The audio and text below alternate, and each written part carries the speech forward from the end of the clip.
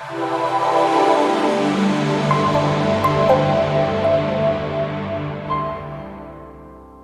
Check করো, তারপরে বিশ্বাস করবা, ঠিক কিনা? তাহলে এখন থেকে একটা কিছু শুনলে বিশ্বাস করবেন।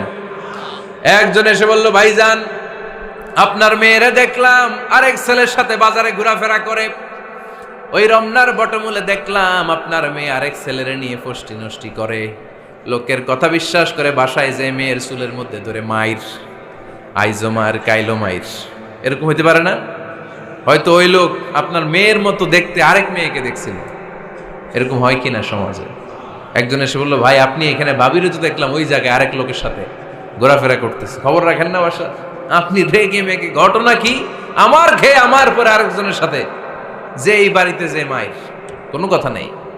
দেখবেন যে ছোট্ট মারামারি থেকে এই ঘটনা অনেক সময় বিচ্ছেদ বা ডিভোর্স পর্যন্ত গড়ায়, ঠিক কিনা? ওই যে শোনা কথায় কান দিচ্ছেন, ফাতাবাইয়ুন, আপনি চেক করেন নাই। হয়তো আপনার স্ত্রীর মতো দেখতে বা আপনার স্ত্রী যে জামা পরে, যে পোশাক পরে, এরকম পোশাক পরে আরেক নারীকে দেখছে, আপনার বউ না এটা। আপনার মেয়ের ব্যাপারে যে তথ্য দিয়েছে এটা সঠিক নয়, সে আপনার মেয়ের মতো আরেকটা মেয়েকে দেখেছে, এসে আপনার কাছে বলে দিছে, আপনিও বিশ্বাস করছেন। ভেজাল আছে না নাই? এই ভেজালগুলোকে থামানোর জন্য কোরআনে এই বিধানগুলো নাজিল করেছে কে? তাহলে ফরিদপুরের ভাইয়েরা, সমাজটারে সুন্দর রাখার তথ্য একটা শুনলেই বিশ্বাস করবেন না। সিলে কান নিয়ে গেছে শুনলেই সিলের পিছনে দৌড়, নাকি? কি করবেন? আগে কানে হাত দিয়ে একটু দেখবো কান দুইটা আছে না নাই, তারপরে চিলের পিছনে দৌড়ানো। তাহলে এখন থেকে আমরা তথ্য একটা শুনলেই বিশ্বাস করব। তাহলে কি করবেন? বলতে হবে কি করবেন? যাচাই বাছাই, জাস্টিফিকেশন অফ দ্য নিউজ। কোন নিউজ জাস্টিফিকেশন ছাড়া আমরা প্রচার করব, বিশ্বাস করব, শেয়ার করব না। আল্লাহ বললেন, ইয়া আইয়ুহাল্লাযীনা আমানু লা ইয়াসখার কওমুম মিন কওম। ওহে আমার ঈমানদার বান্দারা, শোনো শোনো, খবরদার কখনো কোনো মুমিন বান্দারে ঠাট্টা করো না, অবজ্ঞা করো না, ঠাট্টা করো না। তার মনে কষ্ট হয় এমন কোনো কথা তারে বলো না। নেভার স্কপ অফ এনিবডি, কাউকে নিয়ে ঠাট্টা করবেন না। তার দেহ নিয়ে, তার আকৃতি নিয়ে, তার বংশ নিয়ে। এক লোকের বাবা ছিল চোর, কিন্তু তার ছেলে অনেক ভালো। আপনি কি তারা বলতে পারবেন তুই চোরের ঘরের চোর? বলতে পারবেন? চুরি করছে বাবা, ওর কি দোষ? কথা বলেন।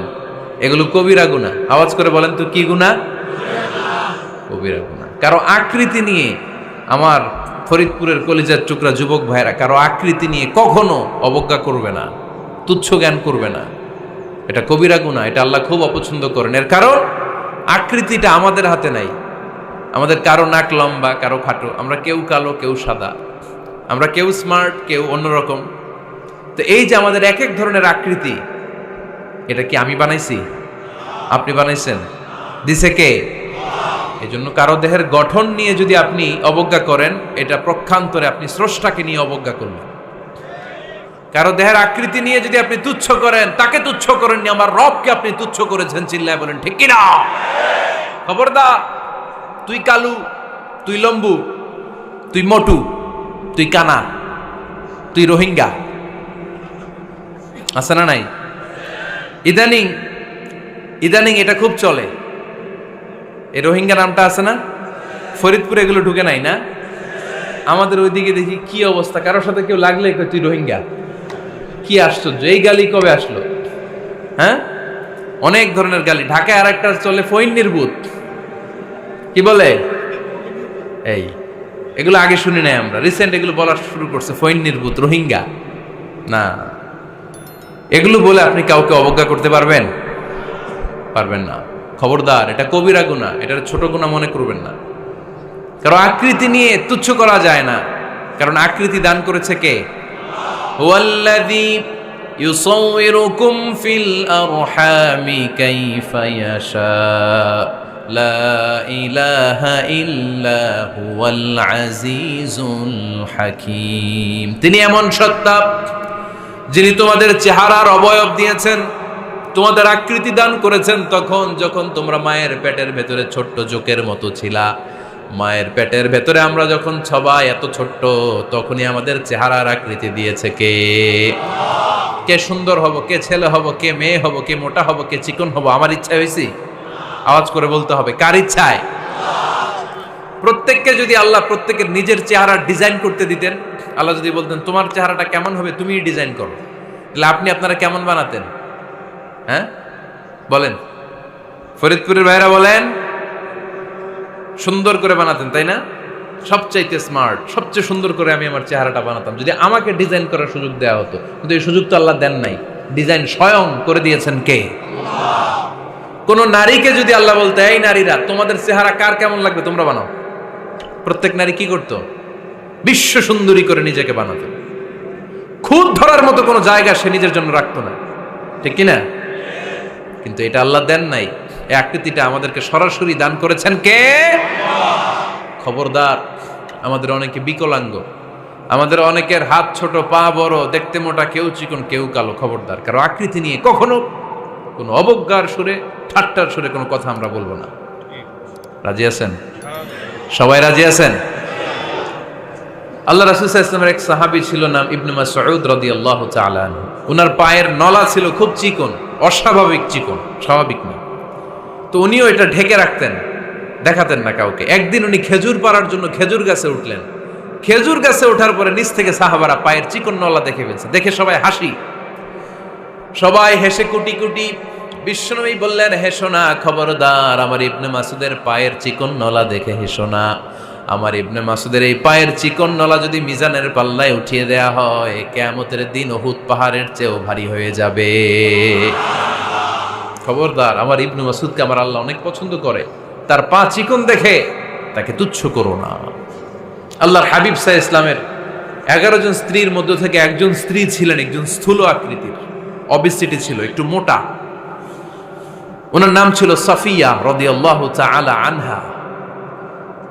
আম্মা জান আয়েশার সাথে একবার সাফিয়ার ঝগড়া।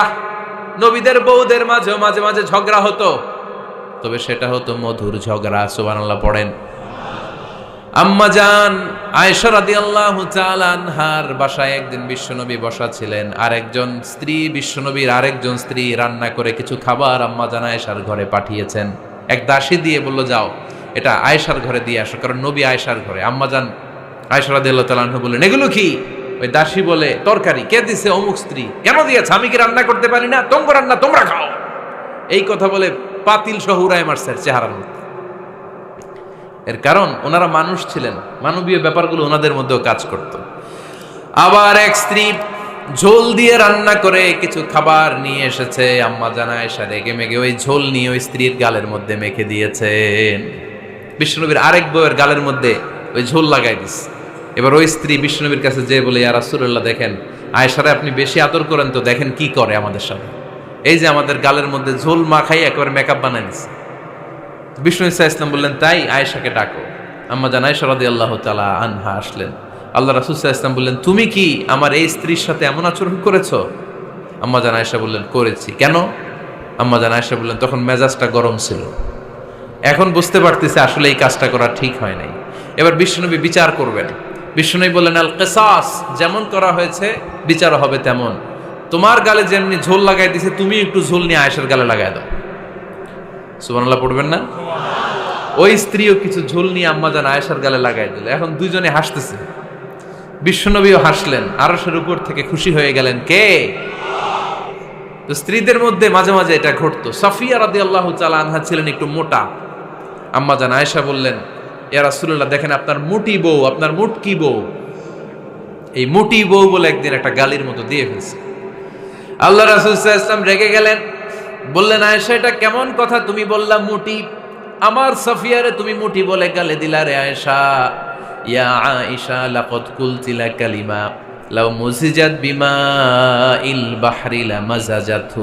এমন একটা মন্তব্য তুমি সাফিয়ার ব্যাপারে করে ফেলেছো রে আয়েশা, এই কথাটা যদি সাগরের নীল পানির মধ্যে ছেড়ে দেয়া হয়, এই কথার পঙ্কিলতার কারণে, এই কথার কর্দমাক্ততার কারণে, এই কথার পঙ্কিলতার কারণে সাগরের সব পানিগুলো মুহূর্তের মধ্যে কালো হয়ে যাবে।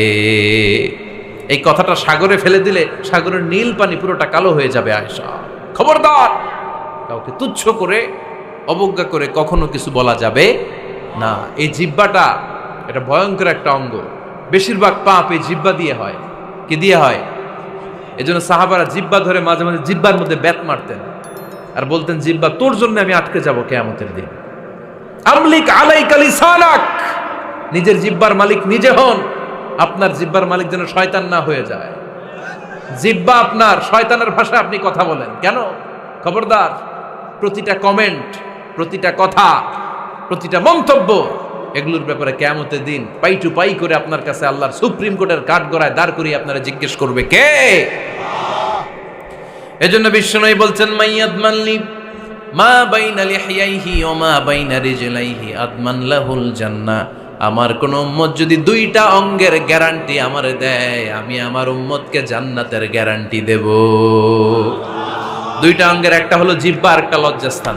দুই চোয়ালের মাঝে যা থাকে লিজ্জা, জিহ্বা, আর দুই পায়ের মাঝখানে যা থাকে লজ্জাস্থান। এই দুইটা অঙ্গের গ্যারান্টি যদি বিশ্বনবীকে আপনি দেন যে নবী, জিহ্বা আর লজ্জাস্থান এই দুইটা অঙ্গের কোনো পাপ আমি করব না, নবী বলে আমি দুনিয়ায় তোমার জান্নাতের গ্যারান্টি দিলাম। এজন্য জিহ্বাটারে সামলান, যা মনে চায় বললেন না। খবর আছে না নাই? খবর আছে। মা ইয়ালফিযু মিন কাউলিন ইল্লা লাদাইহি রাকীবুন আতীদ।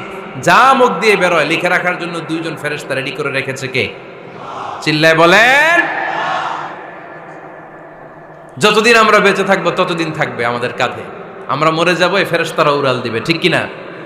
দুই কান্দে জি ছিল যে তোমার দুইজনা পাহারা, তোমারে একলা থইয়া পালাইছে তাহারা। তোমার আটকুঠুরি নয় দরজা বন্ধ এবার হলো রে হলো, মুখে আল্লাহ রসুল সবে বলো, ও মুখে আল্লাহ রসুল সবে বলো। দুয়ারে আইসাছে পালকি নাই হরি গাও তোলো রে তোলো, মুখে আল্লাহ রসুল সবে বলো, ঠিক না? এজন্য সাবধান।